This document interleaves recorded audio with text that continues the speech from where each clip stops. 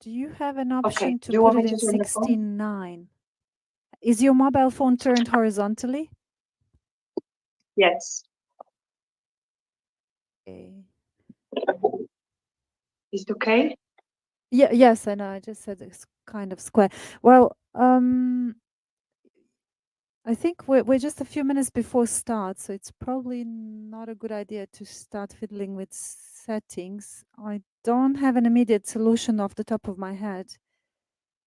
Otherwise, I can turn the phone like this. No, we need it horizontal. And what is the problem?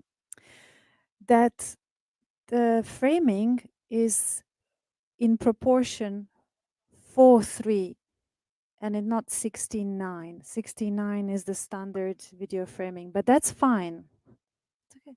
I'm sorry, I have no idea what you're talking about. No worries. We can work with that. No worries at all. Could you count to 5, 6 so I can hear the sound? Of course, 1, 2, 3, 4, 5. 1, 2, 3, 4, 5. Thank you very much. And yeah, we're good. I think everything else is good. We're going to start soon, so we can keep your camera open.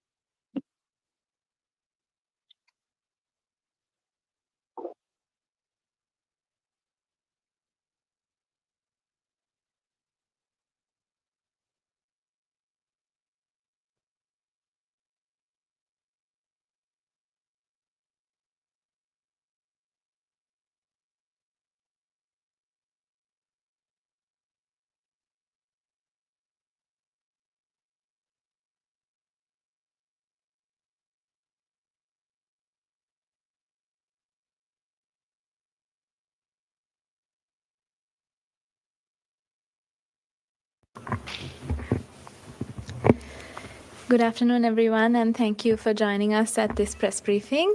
The subject of the briefing today will be the escalating violence and human rights violations in Gaza and across the occupied Palestinian territory. I'll begin with a quick introduction of our speakers today. We will have opening remarks from 4 speakers, 2 of them in the room with us, and 2 special rapporteurs who will be speaking online. Here with us, we have Mr. Pedro Arrojo-Agudo, the Special Rapporteur on the Right to Water and Sanitation, and Mr. George Katrougalos, who is the Independent Expert on the Promotion of a Democratic and Equitable International Order.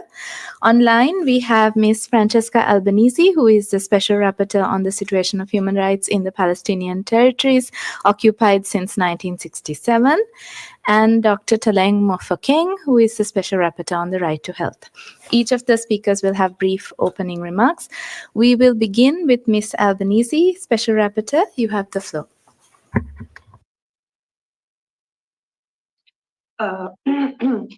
Thank you very much, especially to HCHR for convening this briefing, which is very urgent, and the other special rapporteurs and mandate holders who are joining me today. Good day, everyone. I wish to address the alarming escalation of violence in the occupied Palestinian territory, the one that has ravaged Gaza over the past 11 months, and the troubling indications that the violence is spreading to the West Bank. Outlining the current situation in 5 minutes in a way that renders justice and does not dehumanize even further the Palestinians is impossible, and still I will do my best in highlighting 3 main points. First, the current situation on the ground. In Gaza for almost a year, Israel's genocidal assault has devastated entire families, razed the neighborhoods, destroyed essential infrastructure. The scale of this destruction has led to allegations of homicide, urbicide, scholasticide, medicide, cultural genocide, and more recently, ecocide. This violence has gone unpunished and continues unabated. Nearly 2 million people, over 90% of the Gaza population, are forcibly displaced, many relocated multiple times. Almost everyone is reliant on humanitarian aid, which is limited and insufficient. The death toll stands at over 40,000 Palestinians killed and over 95,000 injured. These are stark numbers, but still the trauma inflicted, both physical and psychological, will linger for generations. The fury unleashed against Gaza has not spared the Israeli hostages that were taken on October 7 by Hamas and other Palestinian armed groups. Using them as political pawns, Israel has endangered their lives, sometimes even killed them, and exacerbating the pain of their families and friends who are longing for their return in Israel. Today, Gaza remains under siege and relentless bombardment. Evacuation orders continue to be issued to a population that has nowhere to go, and they are just waiting for their death. The closure of the Rafah border has further exacerbated their ability to escape or to survive. The suffering is unimaginable, and the world continue to remain silent. Primarily, I'm referring to Western countries. In the West Bank and East Jerusalem, the unbearable blind violence that has been unleashed in Gaza is finally not sparing those living in the West Bank and East Jerusalem. And the attacks against the Palestinians have been intensifying after October 7. Land confiscation, destruction of infrastructure, and depopulation wrought by the Israeli occupation and settler militias since October 2023 has been matched by violent calls for displacement of Palestinians into Jordan or into the Arab countries, acts of forced displacement, extrajudicial killings, and appalling acts of revenge, physical and psychological torture. So far, 679 Palestinians, including 159 children, have been killed in this area. The Israeli military, supported by armed settlers, has intensified its strikes on the Palestinian towns and villages, especially in the north, where aerial and ground attacks have hit Jenin, Nablus, Tulkarem, Tubas, with violence escalating to levels not seen in 2 decades, particularly in the last 2 weeks. Airstrikes and artillery have killed dozens of Palestinians while injuring many more. Bulldozers and explosives are destroying, as we speak, vital infrastructure, including roads and utilities, disrupting essential services like water and electricity. Israeli forces continue to besiege hospitals, halting ambulances, and detaining many medical staff. Israeli leaders have openly called West Bank towns and refugee camps mini Gazas, and despite these apparent crimes and continued incitement from top officials, those responsible for these crimes remain unpunished. The second element I want to bring to your attention is, despite the horror on the ground, hope comes from the people who are protesting against the complicity that is allowing Israel to commit this crime, and hope comes from the international justice system, which is producing a seismic shift in recent months. First, the International Criminal Court has been requested to issue arrest warrants concerning various atrocities, underscoring the need for accountability. Second, two significant cases are pending before the International Court of Justice regarding allegations of genocide. South Africa versus Israel, with a set of preliminary measures that have gone not followed up, and the second is Nicaragua versus Germany. Third, the International Criminal Court, third, almost 60 days ago, the ICJ has issued an historical decision, an advisory opinion that declares all Israel's presence in the occupied Palestinian territory unlawful, amounting to annexation, violation of Palestinian self-determination, and therefore to be dismantled. The advisory opinion provides clear guidance on the responsibility of states and international organizations to address these violations. Third and last point, shockingly, in the face of the abyss reached in the OPT and the hope provided by the international justice system, most member states remained inactive at best, or actively aiding and assisting Israel's criminal conduct. The international community must act decisively and must act now. And as I'm speaking to media today, let me say something. Too often, media has disseminated Israeli disinformation, which has served to justify the crimes being committed. This coverage has contributed to dehumanize Palestinians and to its public perception, undermining accountability.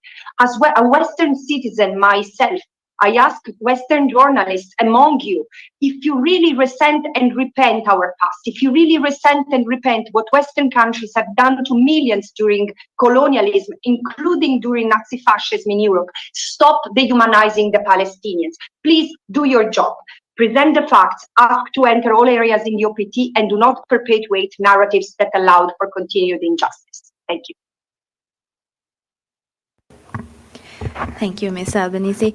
And we will now hear from the independent expert on the promotion of a democratic and equitable international order. Mr. Katrougalos, you have the floor.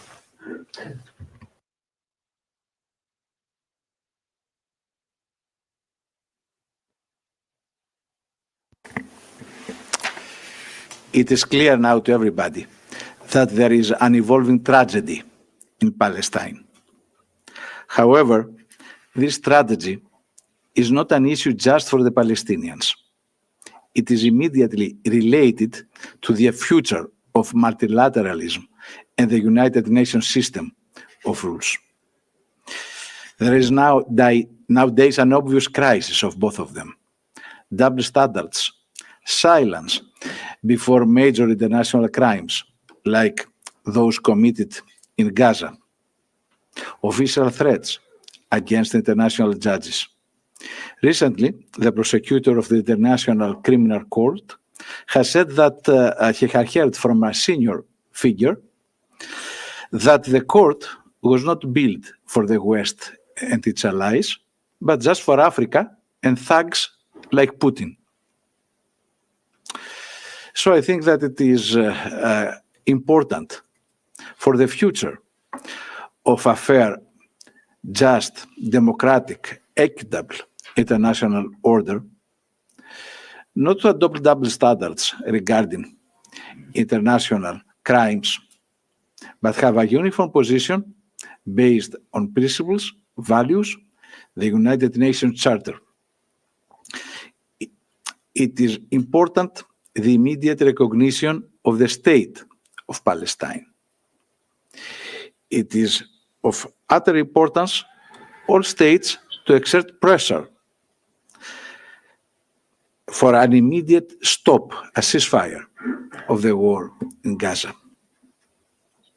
The warrants recently demanded by the prosecutor of the ICC are a promise of accountability and of impunity for the occupied Palestinian territory. This promise should be kept.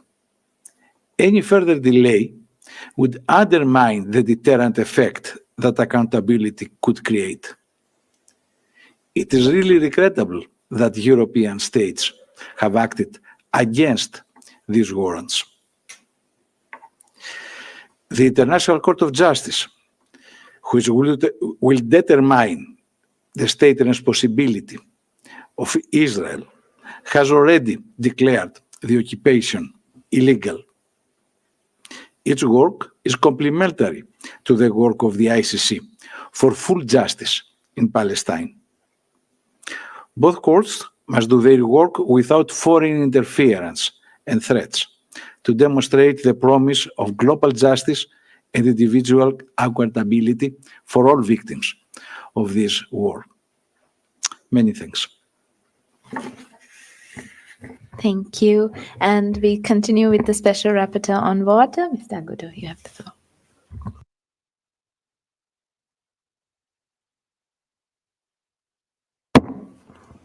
No, it's okay. Thank you very much. Well, Israel, through government and army spokesmen, publicly proclaimed from the beginning of this war that it would cut off water, food, and energy to the civilian population, explicitly. Currently, the population lives on an average of 4.7 liters of water per person and per day. Any one of us uses no less than 100 liters per day for our daily needs. And the WHO sets the minimum requirement in emergency situations at 15 liters. In addition, accessible water is often contaminated by fecal matter, leading to serious health problems, especially for children, often resulting in death.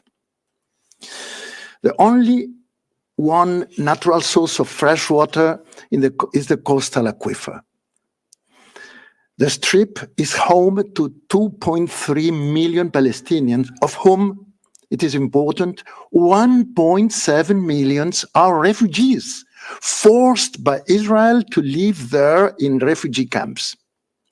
This huge population has been forced to pump 3 times more water than the aquifer receives through natural replenishment, resulting during the blockade for 1.5 decades in intense marine intrusion and salinization. In addition, Israel has been blocking 70% of the materials needed to build and operate sewage treatment plants as dual-use materials, preventing proper sewage treatment, which has led to progressive fecal contamination of groundwater. Until the outbreak of the war, drinking water was supplied by desalination plants and a limited amount of water sold to the Palestinians by Israel. This provided drinking water to around 40% of the population. At the outbreak of the war, Israel radically cut off this water supply and cut off the power supply, collapsing desalination plants. The lack of clean water has led to 1.7 million cases of infection diseases, mainly diarrhea, dysentery, and hepatitis A, particularly affecting children, as well as cases of polio, smallpox, and other infectious diseases that can trigger massive and deadly epidemics. All this, coupled with the lack of medical care, result in deaths, especially of babies and children, making water scarcity and contamination a silent bomb, which has far less visibility than those that destroy buildings, but a no less lethal bomb. Israel's violation of existing international law, as the International Criminal Court has already ruled, is systematic. Both the Fourth Geneva Convention and the Rome Statute, as well as customary international and humanitarian law, are being violated on a daily basis. But not compliance with international law related to water does not only concern Gaza. The militarization of water in the occupied Palestinian territory has been at the heart of a policy of water and territorial apartheid for the past 50 years, including the destruction of basic Palestinian water infrastructure. Palestinians have no access to the Jordan River and cannot build wells or water infrastructure in their own territories. They have only 70 liters per person a day, and as a mean, and many rural communities have only 20 liters, while Israeli population has 4 times more on average, and illegal settlers receive and use 18 times more water for their crops and swimming pools. Finally, we are witnessing a genocide against the Palestinian people. We cannot remain impassive. Thank you very much. Thank you very much to the Special Rapporteur. And now we move to the Special Rapporteur on the right to health. Dr. Mofokeng, you have your floor. I welcome this opportunity to speak to you today in my capacity as the Special Rapporteur on the right to health. We have watched this horror of a genocide in Gaza unfold over the past 11 months. It is important to note that even before October the 7th, the situation was already incompatible with the realization of the right to health. And this current episode represents another amongst many episodes of a display of a recalcitrant, repugnant attitude of an occupying regime, as well as its powerful global allies. And this current episode of an ongoing enactment of a decades-long genocidal plans is systemic, and it's sustained imperialist violence that experienced by Palestinians every single day since the occupation. According to the Gaza Ministry of Health, as of 14 September, approximately 41,000 Palestinians have been killed, 95,000 injured. And in the past 24 hours alone, 24 Palestinians were killed and 57 more injured that we can account for. With more than 50 days having passed since the International Court of Justice issued a landmark advisory opinion declaring Israel's occupation of the Palestinian territories encompassing the West Bank, including East Jerusalem and the Gaza Strip, as illegal under international law, emphasizing that Israel's actions amount to annexation. Yet member states, with all the implications of the ICJ opinion and their obligations to comply, have chosen not to do so. And days into this current war and a genocide, I did warn that the Gaza's medical infrastructure was on the path of being irreparably damaged, and that healthcare providers were working in a dire situation, and that the right to health itself was being targeted. And the long-term trauma that the people in Gaza will carry with them because of this enduring intergenerational physical and mental health, and the impact of racism and structural discrimination cannot truly be quantified. We are yet as a world, even as clinicians and doctors such as myself, yet to develop a matrix to truly measure the true impact of what this genocide has meant, the compounding effect of what this situation is, remembering very well that even before October the 7th, life was not conducive to dignity in the Gaza Strip. And so the attacks on hospitals, on healthcare workers, are on a scale we have never seen before. And the right to health has been decimated at every single level. Today, only 17 out of the 36 hospitals are partially functional and maintain some minimal service. And only 58 out of 132 primary healthcare facilities are functional as they struggle to save lives amid critical shortages of healthcare workers, trickling supplies of fuel, medical items. And we know with the polio vaccination program right now, A lot of children have received their first dose of vaccine. However, they and their families continue to face bombardment when they try to reach those facilities. They are still at risk of bombardment when they depart those facilities. So the continued concern for the right to health is still continuing, as we see with the kinds of illnesses such as skin disease, air and waterborne illnesses, acute mental health distress that continues, that we cannot have a siloed approach that looks at only one solution and does not take into account the fact that for Gaza to recover, for a health system to do what it needs to do, there has to be an immediate ceasefire. And that is not something that should be negotiated. An immediate ceasefire is absolutely necessary. My mandate continues to receive information regarding arrests and detention of healthcare workers specifically. And this demonstrates a pattern that even when medical personnel are on duty, they are also being forced to evacuate hospitals. They are being harassed to leave their patients behind. Some are arrested, some are dying and killed under those circumstances of torture, repeatedly being beaten in prison with their bodies showing signs of torture. And I have communicated in an urgent appeal to Israel some of these concerns. So the destruction of the health system right now is created by this genocide. It's completely incompatible, but it's been enabled by Israel and its allies to be able to continue. There must be an end to the occupation. There must be an immediate ceasefire. We must allow critical medical supplies and secure the safety of healthcare workers to reach every single facility. Expedite medical evacuations for everyone who needs them. And my last point is that the intimidation and harassment of United Nations staff and experts who are carrying out their mandates must be stopped. And this issue must be taken seriously, as we are all operating within mandated work, and there is no place for harassment, intimidation, or even reprisals for people who are working with the United Nations, including targeted intimidation and harassment of experts. A genocide is incompatible with realization of the right to health, and peace follows liberation. And as you can see, there is no way that you can extinguish the human desire for freedom. And this is ultimately about the freedom of the people to self-determine. Thank you very much.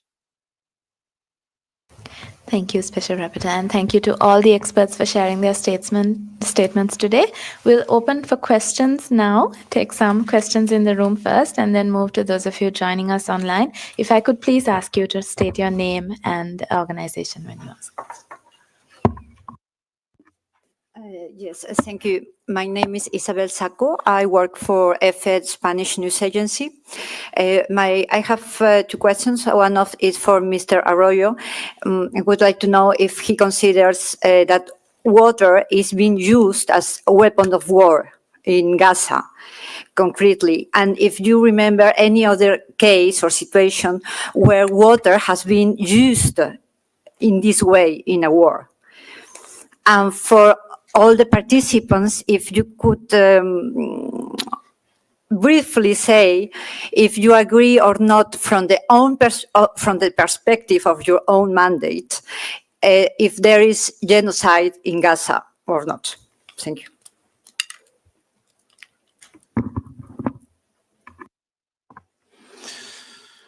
Yes, unfortunately, there are other cases. Water is more and more used as a weapon against civilian population, not against the other army. I have cases also at present in the border between Syria and Turkey, in the region of in the Aluk population, and other cases. We are seeing also in some way also this kind of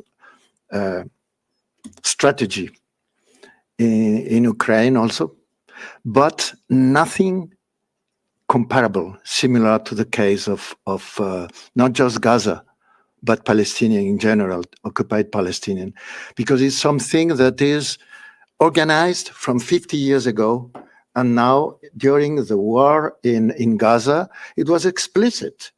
It was not just to say, no, explicitly recognized, we will cut water food and medicaments. So this is, I used to say, just in order to know,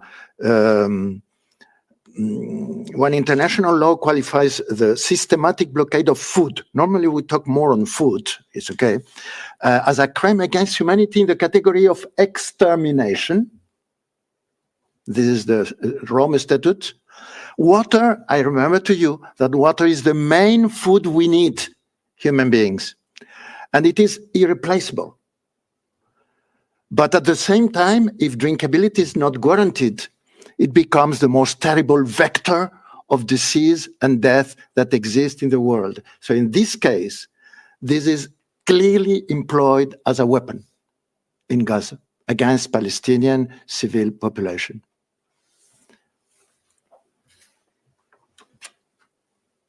The second part of Isabel's question was directed at all of the experts. Would anybody like to respond? Maybe I repeat the question is if you consider from the own perspective of your mandate, if there is genocide, well, some of you already said, but not all of you, in Gaza, genocide in Gaza, and why?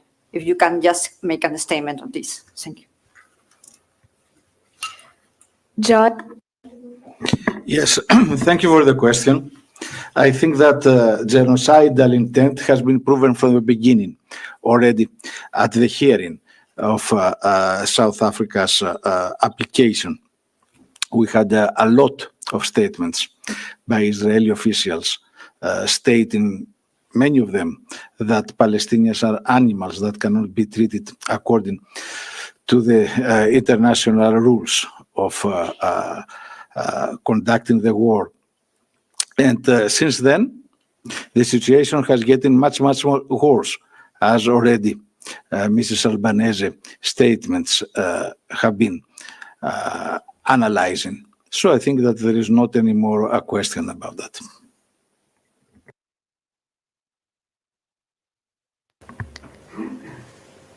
Would any of the other experts, Ms. Albanese, would you like to?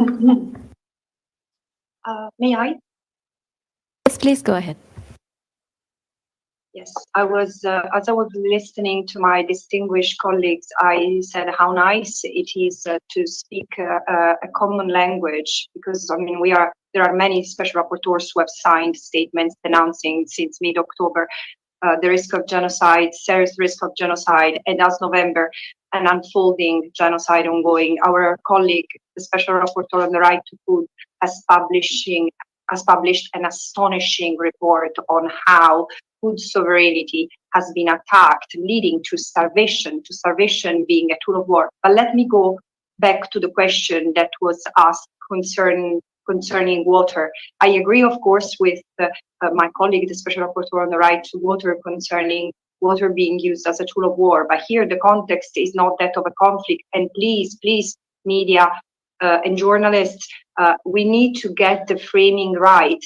The ICJ advisory opinion has called out the Israel colonization enterprise, settler colonization enterprise in the occupied Palestinian territory, other than by name.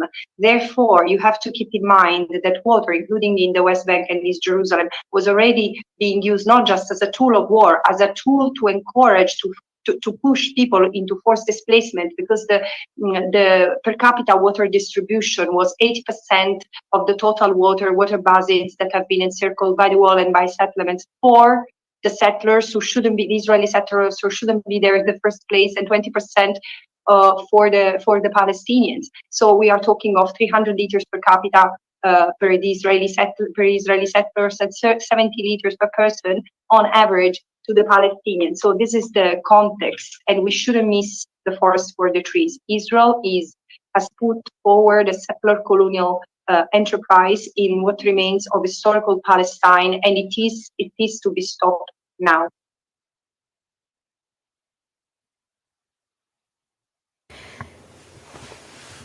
Yeah, we'll take that.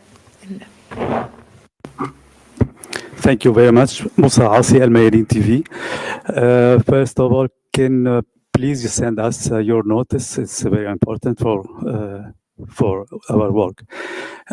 J'ai une question pour Madame Albanese. Vous intervenez pour je sais pas combien de fois depuis le 7 octobre, et à chaque fois vous dénoncez le crime de guerre qui se passe à Gaza, et vous avez toujours des messages envers la communauté internationale. Aujourd'hui, après bientôt une année après le début de cette guerre, est-ce que vous avez senti un changement dans l'attitude des pays, surtout les pays soutenant Israël? Merci. Should I answer? Yes, please. Oui et non. Je pense qu'on peut s'apercevoir d'une certaine nervosisme qui rend disons l'échelle politique anxieuse autour de ce qui se passe de nouveau au niveau de la justice internationale, la Cour pénale internationale et la Cour de justice internationale. Mais ce que je vois, et c'est vraiment navrant, c'est qu'au lieu de résoudre le problème à la racine, c'est-à-dire au lieu d'exercer de la pression sur Israël, l'effort maintenant, c'est de monter encore plus d'excuses et de justifications pour la conduite criminelle d'Israël. Il n'y a aucune raison pour ignorer la décision de la Cour de justice internationale qui a déclaré que l'occupation, soit comme présence militaire, soit comme présence civile, doit être démantelée le plus vite possible, et personne réagit. Ça doit être jugé ça sera jugé, j'espère, par des tribunaux internationaux et par des tribunaux au niveau local aussi. Ça, c'est la justice dont on a besoin. Thank you. Yeah. Non, simplement ajouter, je suis d'accord avec Albanese, c'est vrai. Moi, je dirais que effectivement, la réaction existe, elle est positive, mais elle est insuffisante. Il y a plein de pays qui ne disaient rien, qui maintenant, explicitement, sont avec cette position de cesser le feu, etc., tout ce qu'elle a dit. Mais c'est pas suffisant du moment où les grands pouvoirs mondiaux continuent à justifier ou à faire le silence devant cette situation. Et donc, je pense qu'on est sur le point d'exiger à nos gouvernements la défense de l'ordre international. C'est même pas des Palestiniens ou pas. Comme il a dit, on a les Nations Unies en danger. L'organisation qu'on a réussi à faire, les lois qu'on a réussi à accorder, tout ça est en danger devant cette question. Jamie, and then Nina, and then we'll move to some questions online. Oh, sorry, did you want? Yes, please, go ahead.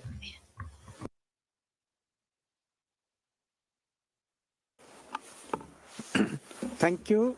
My name is Ravi Kant. I represent the Wire publication in India. The two questions, you constantly refer to the double standards and hypocrisy of the Western nations. Would that include the United States? Because you constantly refer to the European Western states. And also, I want to know that, India's sort of, in terms of weapons that are being used, which are destroying much of the assets of Palestinian. Are there Indian bombs which are being used? Is there any sort of awareness or knowledge on this issue? This is a question open to all. So, thank you.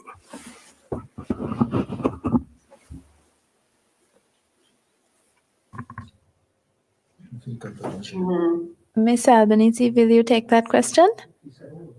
Yes, happy to. I In fact, I was thinking after answering the previous question, sometimes we are unfair because international community is made of so many states, and we need to be very critical. But in fact, I would like to make sure that when we are critical, we do not overshadow the incredible shift that has been provoked by states like South Africa.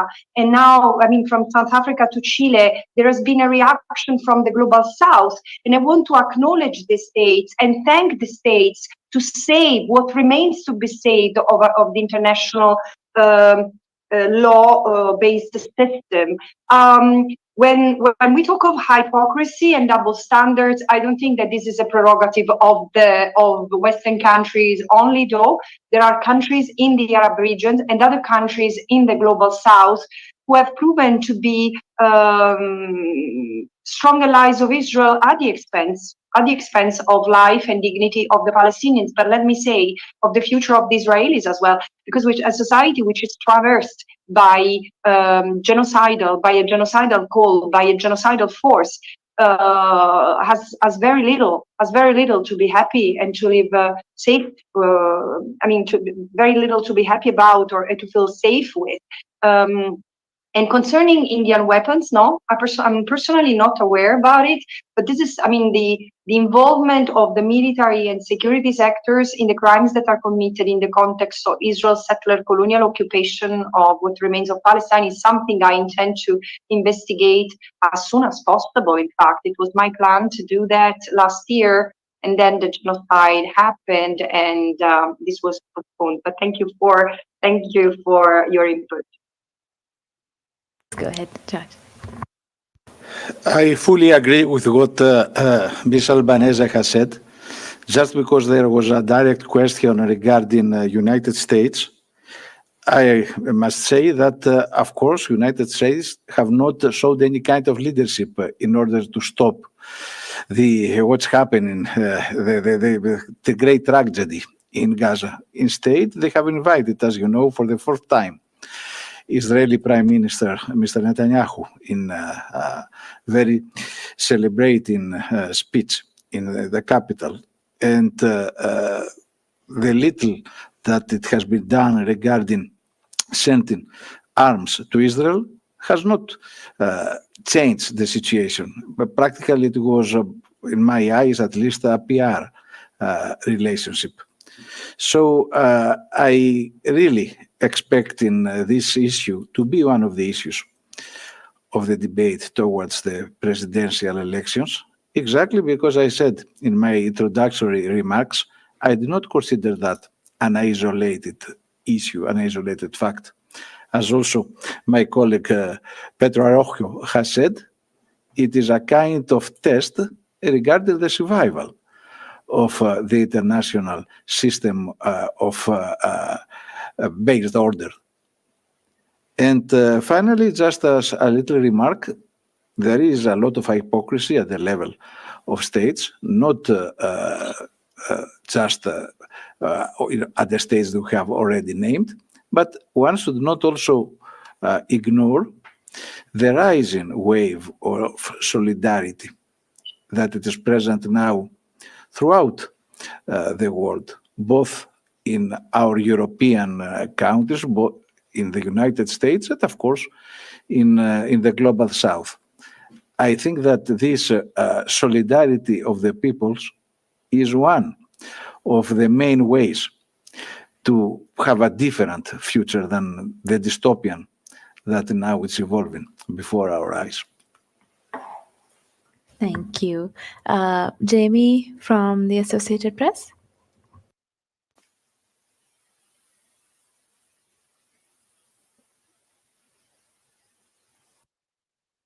Michael, can you hear me? Okay. My question is for Ms. Albanese, I suppose, although also Mr. Arrojo-Agudo also made an allusion. You mentioned that the United Nations is in jeopardy. I think if I understood your French comments correctly. And I just want to make sure, we've seen a number of recent strikes in Gaza against schools that have become shelters.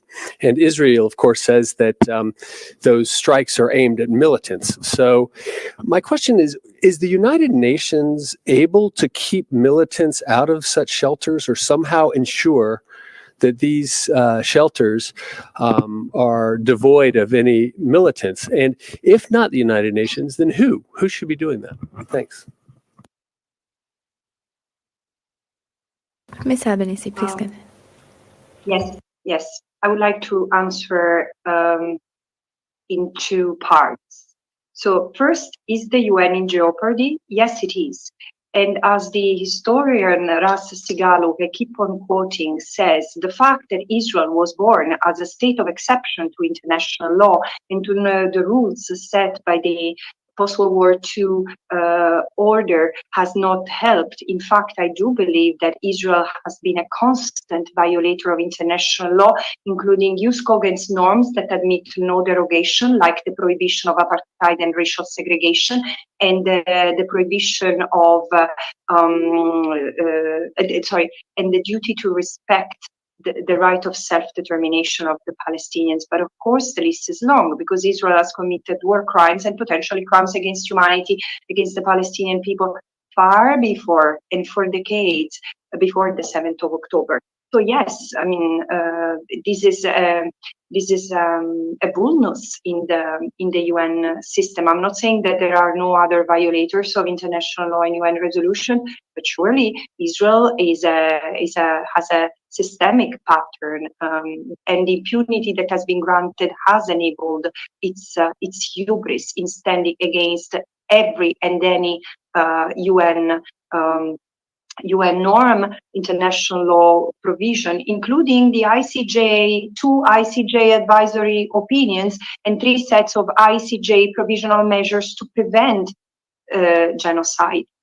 Now, going to the militants, it seemed to me that again we are facing a framing problem. Now, I know I'm aware that what I'm going to say is going to sound quite problematic to those who seem to believe that Israel is allowed to do anything it pleases in the occupied Palestinian territory. But because Israel's presence is unlawful in the occupied Palestinian territory, it constitutes an aggression against the right of self-determination. And the Palestinians, like it or not, have the right to resist the oppression, of course, within the realm and within the limits of the law. Therefore, civilians cannot be targeted, killed, or taken hostages, no question. But your question makes me think that there is a justification for Israel's assault against the Palestinians in Gaza, including what might legitimately constitute resistance. And this is problematic. Because I don't think that Israel will ever succeed eradicating Hamas, because again, and this is beyond what under international humanitarian law constitute a legitimate military purpose. I've said it over and over together with other international law experts.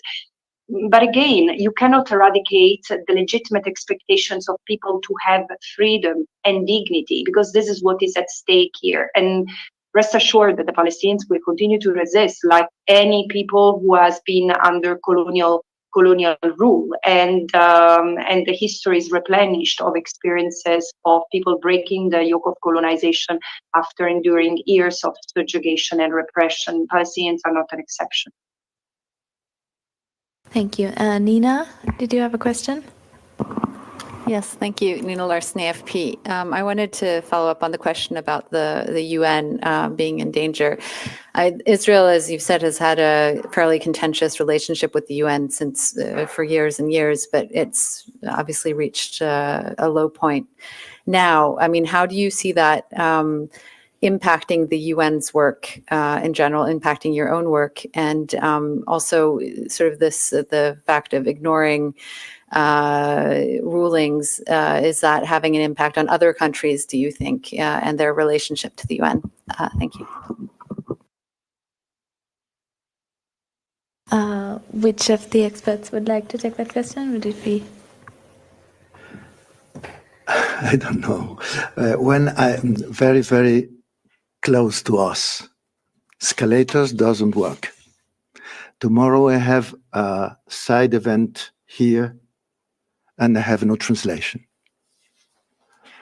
we have no the second travel we are obliged by the rapporteurs. Is not possible because the UN has no money for this. It's obligation. This is the punishment that we have at present in the United Nations. It should be a scandal, an international scandal, because the main powers are delaying the payment. They are obliged, they are compromised, committed. It's a direct impact on the daily functioning of the United Nations, but the problem is much bigger, of course, because is the fact that is at present many people says, well, United Nations is not useful. And what happens after this? When the criminal court make a decision, when the council, the Security Council make decisions, and nothing is respected, and the main powers doesn't do nothing, doesn't do anything. We are blowing up the United Nations if we don't react. At the same time, I used to say, and this is my position, just my position, is a great opportunity for reacting, for changing the needs, the things that we need to change in this United Nations, that continue to be an institution that we need more than ever.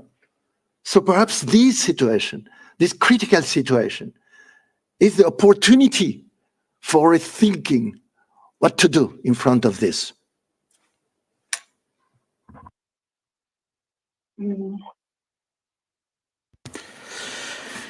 It is not just us. The Secretary General has recently said that the situation in Gaza, and he associated that also with Ukraine, the deadlock of the Security Council, I'm quoting now, may have perhaps fatally undermined the latter's authority, the Security Council. It is not an issue just for the Security Council. We see a deepening divide between North and South. Of course, there are conflicting interests, but in order to be able to work in a functional, if not harmonious, international order, a first obligation is for everybody to respect the United Nations rules. This is not happening in the case of Israel, and you are very right to say that it is not just what's happening on the ground. We have some very direct attacks, insults of high Israeli officials against the United Nations. I hope that it is not going to be continued. I trust that the progressive and democratic citizens of Israel would not let their country become a pariah like South Africa has become during the times of apartheid. May I? Yes, Vitali, go ahead, please. I share what my colleagues have said, although I think that it's unavoidable for Israel to become a pariah in the face of its continuous, relentless, vilifying assault on the United Nations on top of millions of Palestinians. But this year, the UN Secretary General, the General Assembly, the Human Rights Council have been constantly vilified. Not that it has not happened before, but never with this intensity. And also, let me shed light on what has happened to UNRWA, which is not only a lifeline for Palestinians in the occupied Palestinian territory today, but also Israel. UNRWA represents, as a subsidiary organ of the General Assembly, an untouchable mechanism that testifies the permanent responsibility of the United Nations toward the Palestinian people till their question of self-determination and the right of return of millions of Palestinian refugees is not addressed and resolved. And this year, UNRWA has been attacked physically and functionally. It has had around 200 staff members killed. 70% of UNRWA infrastructure has been either destroyed or severely damaged. UNRWA premises have been attacked while sheltering thousands of civilians. And on top of it, UNRWA has been smeared and vilified. And I wish, and of course wishing in bracket, but in inverted commas, I wish the attacks were only by Israel. But it seems to me, and I fear sometimes to be victim of a conspiracy, but then you put the numbers together and you see what member states, especially Western states, are doing, defunding UNRWA and even supporting Israel's actions against UNRWA as an overall attempt to get rid of the agency. This is so wrong morally, legally, and politically, that it is to be looked at as one symptom of a greater problem, that is, does Israel deserve to continue to go unpunished for its relentless attacks on the United Nations? Should there be a consideration of its membership as part of this organization, which Israel seems to have zero respect for? Thank you. We have a few questions online, and since we're running short of time, I'll just move to Jeremy from RFI.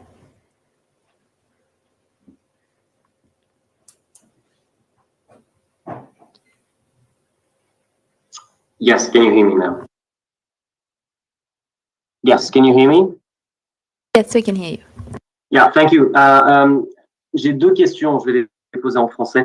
Une pour Monsieur Arrojo-Agudo, puisque j'ai l'impression que les chiffres qu'il a donnés sur l'eau disponible pour les gens de Gaza chaque jour sont légèrement différents de ce qu'on avait de l'OMS il y a de cela quelques temps. Je voudrais simplement qu'il puisse les répéter en français, combien de litres d'eau par personne disponible chaque jour, et la comparaison avec les colons était assez édifiante. Et puis lui demander aussi, on parlait il y a de cela quelques mois de cas de déshydratation et de personnes qui mouraient de déshydratation à Gaza. Je voudrais savoir si c'est aujourd'hui quelque chose qui a toujours lieu. Est-ce que ça a lieu tous les jours? Est-ce que ça a lieu toutes les semaines, tous les mois? Enfin, concrètement, est-ce que des gens meurent de soif chaque jour aujourd'hui à Gaza? Est-ce qu'on peut dire ça? Et puis une question pour Madame Albanese, puisque elle a parlé tout à l'heure des médias qui relayaient peut-être trop facilement je la cite, la désinformation israélienne. Je voudrais savoir à quoi elle pense en particulier. Voilà, merci. Pedro, I think the first part, yeah. Je répète en français ce que j'ai dit avant en anglais.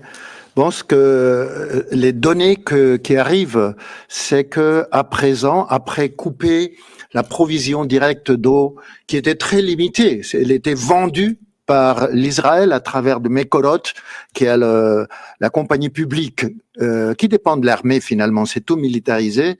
Bon, ils ont coupé cette provision très limitée d'eau, mais aussi ils ont coupé absolument la provision d'énergie, ce qui veut dire que les stations de désalinisation ont collapsé. Et disons, c'était les seules sources d'eau potable qui, avant le commencement de la guerre, pendant le blocage de 16 ans déjà, 17 ans, la provision d'eau potable venait de la désalinisation et de cette petite provision d'eau vendue par Israël. Du moment où c'est coupé, avant c'était pour le 40% de la population qui arrivait à avoir de l'eau potable. Maintenant, c'est coupé. Donc, la provision d'eau qui arrive en moyenne à la population au moment à Gaza, c'est 4,7 litres par personne et par jour. Je dis, n'importe quel d'entre nous consommons sans faire rien d'extraordinaire. Ce n'est pas un luxe. Nous consommons au moins 100 litres personne par jour.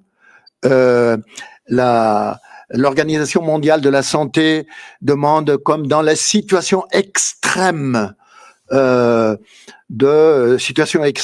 disent au moins 15 litres par personne et par jour. C'est un tiers de ça. Alors voilà, c'est une situation qui en plus, c'est de l'eau dans la plupart des cas qui a des grands risques ou qui est directement contaminée, polluée par des fécales. à cause de la guerre et avant la guerre aussi. Mais avant, ça veut dire que maintenant, on a les données que j'avais, c'est de l'ordre de 1,7 million d'infections, surtout diarrhée, dysenterie, hépatitis A. Mais vous imaginez, sans des soins médicaux, sans avoir les médicaments et les soins médicaux dont on a besoin, surtout les enfants, les bébés, il y a beaucoup d'entre eux qui meurent. Mais ça, ce n'est pas spectaculaire. C'est une mort silencieuse, qui n'est pas visible. C'est pour ça que je dis, c'est une bombe silencieuse, mais continue à être létale. Thank you. Ms. Albanese? Oui, en fait, je suis gré à mon collègue Pedro Arrojo pour avoir utilisé ce concept de bombe silencieuse parce que c'est en fait quelque chose que j'ai utilisé dans mon premier rapport à l'anatomie de génocide. Juste si je peux me permettre d'ajouter ce que j'avais dit d'abord concernant l'allocation de l'eau et la consommation d'eau par habitant, je vais faire référence environ parce que ça c'est même avant le 7 octobre, la consommation d'eau était 80% de ressources non totales disponibles pour les colons israéliens, pour d'autres Israéliens, ça dépend parce qu'il y a des rapports qui font la différence entre les colons et les citoyens d'Israël en Israël, et le 20% de ressources pour les Palestiniens, qui ça veut dire 300 litres d'eau par personne et par jour pour les Israéliens, et 70 litres d'eau par personne pour les Palestiniens. Mais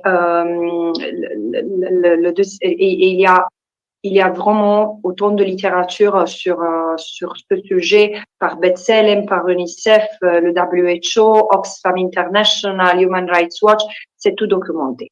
Le problème, c'est que rien dans les décennies précédentes a été suffisant pour bloquer le projet d'annexion, le projet d'acquisition de territoire par l'utilisation de la force, qui carrément c'est une agression par Israël. Et oui, je reviens sur le point que ça c'est la mise en danger plus effrayante du système international, parce que c'est systématique. Jamais la justice a abouti à rien contre Israël ou contre un Israélien, et ça a créé un climat d'impunité totale. Maintenant, concernant la deuxième partie de la question, la désinformation qui est, disons, soutenue par l'État d'Israël, d'abord, comme je l'ai dit dans mon rapport le mois de mars, je pense qu'il faut call the bluff. Et c'était quelque chose que Israël aurait dû être exposé, pour laquelle Israël aurait dû être exposé avant. Moi, j'ai appelé camouflage humanitaire, ce qu'Israël fait, d'utiliser le langage, l'argot du droit international, comme human shields, or military targets, or evacuation orders, pour lancer cette campagne génocidaire contre Gaza. Mais enfin, Israël a détruit des hôpitaux, des églises, des quartiers entiers, 80% de maisons, et tout est justifié parce que soit il y avait des combattants, sans fournir jamais des preuves croyables, sans laisser jamais rentrer un expert indépendant qui puisse vérifier. Et après, en disant, ouais, mais c'est pas vérifié, ça c'est des sources de Hamas. C'est là que je deviens furieuse contre la presse qui valide les arguments de Israël sans jamais les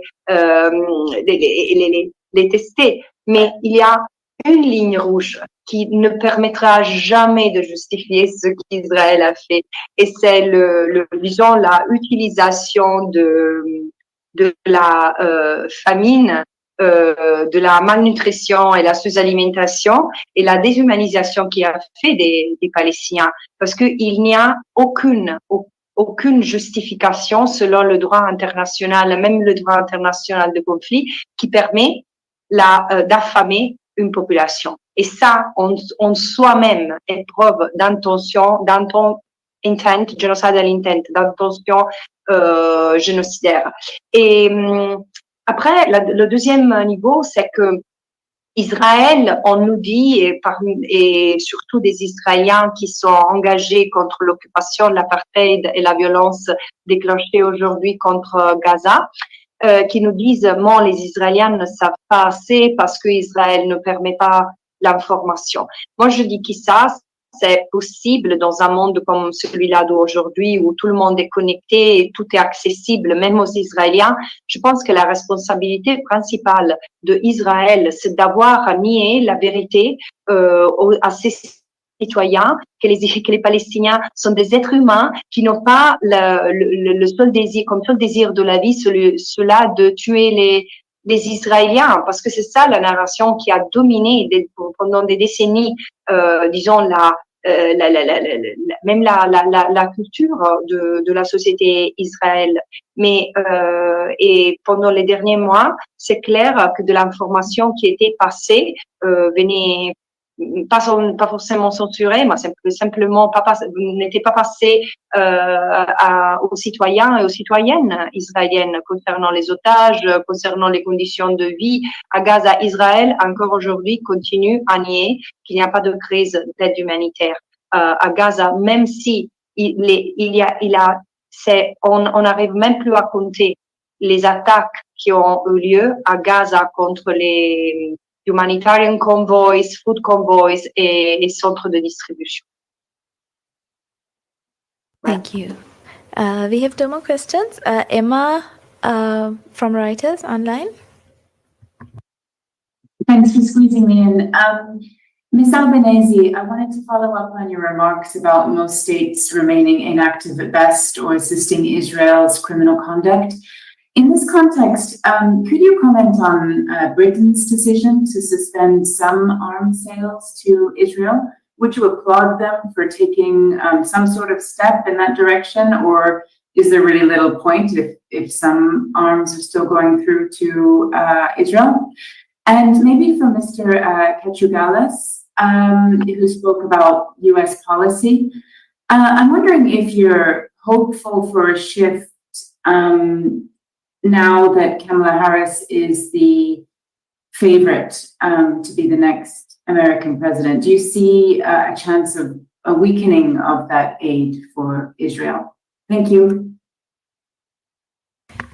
Thank you, Emma. Ms. Albanese, will you start off? Yes. I think that it's much easier to name the states in the West which have done something to get out of the majority, let's say, majority's course of action of tolerating and even enabling Israel's conduct. There has been Spain, Ireland, Belgium, Luxembourg, and Slovenia, to an extent Portugal, who have been more critical, and to a different extent they have taken steps to correct this. But insofar, there seemed to me to have been there has been an incredible support for what Israel has been doing. I don't see a change of politics, and I've had the chance to comment earlier on the British government's decision to suspend.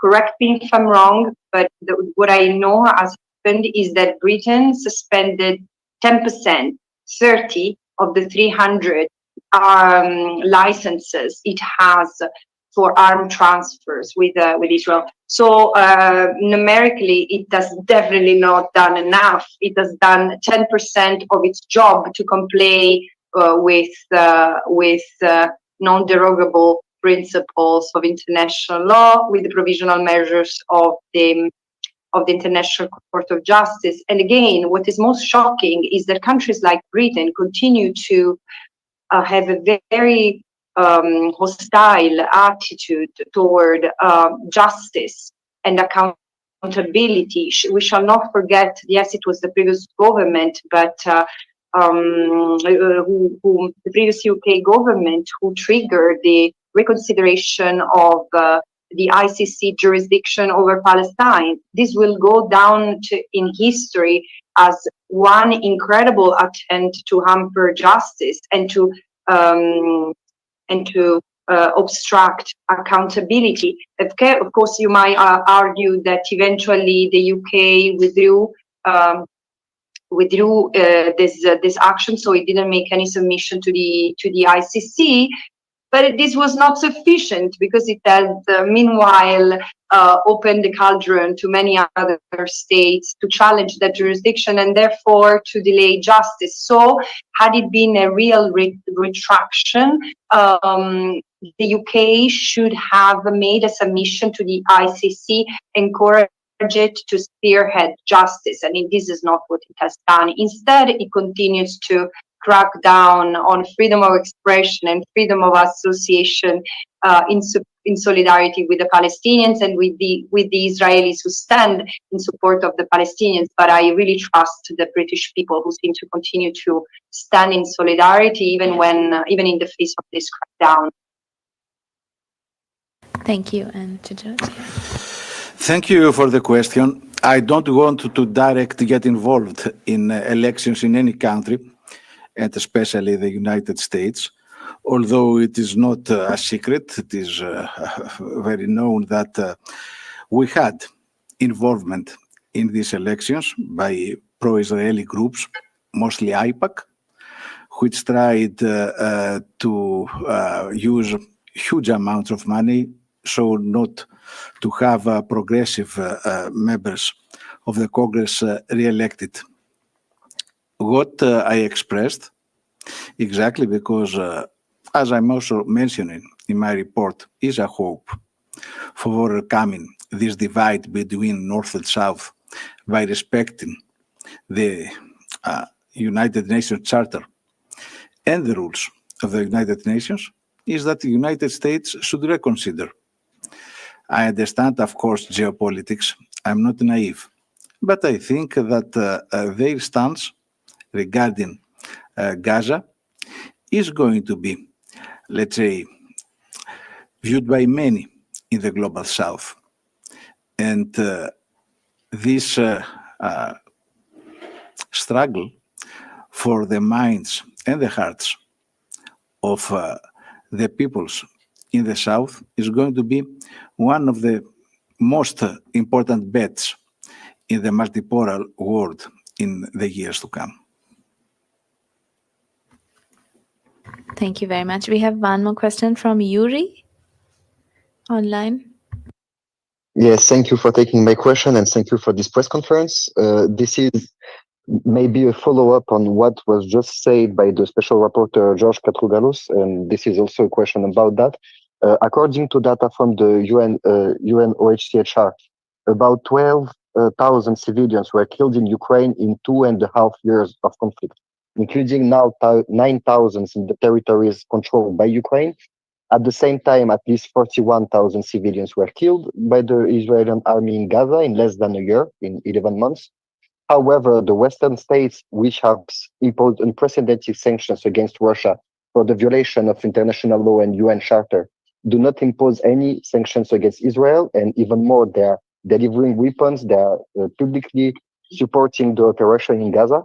How to explain this difference, and can we still speak about the existence of international law and order in this case? I mean, even if for your mandate, how can we speak about international order when the rules are so different from one conflict to another? Thank you. As I said from the beginning, the rules are not different. The application is, and we cannot anymore stand this kind of double standards and hypocrisy. I think I was clear, but it's easy for me to repeat it. Thanks for your question. Thank you. Do we have any other questions? Jamie, maybe the last one because we are. Sure, thank you. My question is for Madam Albanese again. I wanted to just, there was talk about press reporting, Western press reporting and whatnot. And I wanted to know if you could tell us just in the course of your recent work, what evidence that you have unearthed in the course of your work that is not getting out in the press right now, that you think there's something that's not being told, a story that's not being told, because I assume you have press as part of your sourcing, but other sources as well. So could you just tell us what story, what narrative is not being told that is, I mean, I know you've said a lot of things already, but just specific instances that maybe testify to recent human rights violations or abuses that is not getting enough attention. Thank you. Go ahead, Ms. Albanese. Yeah, I will have to ask you to be patient because I have plenty to say in my next report, which walks on the heels of Anatomy of a Genocide. I wish I could have written another report by now, but the most significant, because I prefer not to hamper anything of what I have, what I'm writing. I don't think that I can really say that I have unearthed any evidence because I don't have feet on the ground, and I need to rely on a variety of actors to put together and analyze the evidence.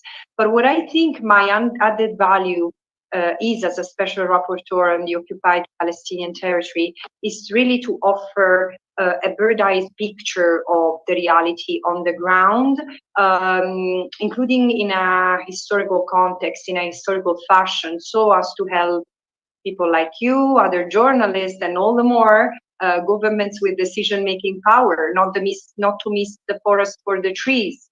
But one thing is I would like to tell you is that it's pretty clear to me that the genocide that we were unable to prevent, and it is to be punished. I mean, the people who have been the architects and the executors of the genocide in Gaza have to be held accountable, but the genocide was not prevented. We have failed to honor one of the major obligations imposed on member states by the Genocide Convention, which is to prevent genocide and then to punish genocide. But now I see the risk of failing once again in the West Bank, because the attack that Israel has unleashed is not just against Palestinians in Gaza, it's against the Palestinians as a whole. So there is a need to read the writing on the wall and to protect the Palestinians from what it might be in some weeks or months from now, another form of genocide unfolding. So this is why I'm so convincingly sounding the alarm not to turn a blind eye on what is happening to the entire Palestinian population under Israeli military rule. Thank you. Thank you to all the rapporteurs for being here, and thank you to all of you. I'm sorry this ran long, but we'll close the press conference. If anybody needs the statements, we can, whatever statements are already written, we can try to share that. Thanks for joining us. Have a nice day. Thank you very much. Thank you, HCHR. Thank you, Darija. Bye-bye. Bye, everyone. Thanks. Recording stopped.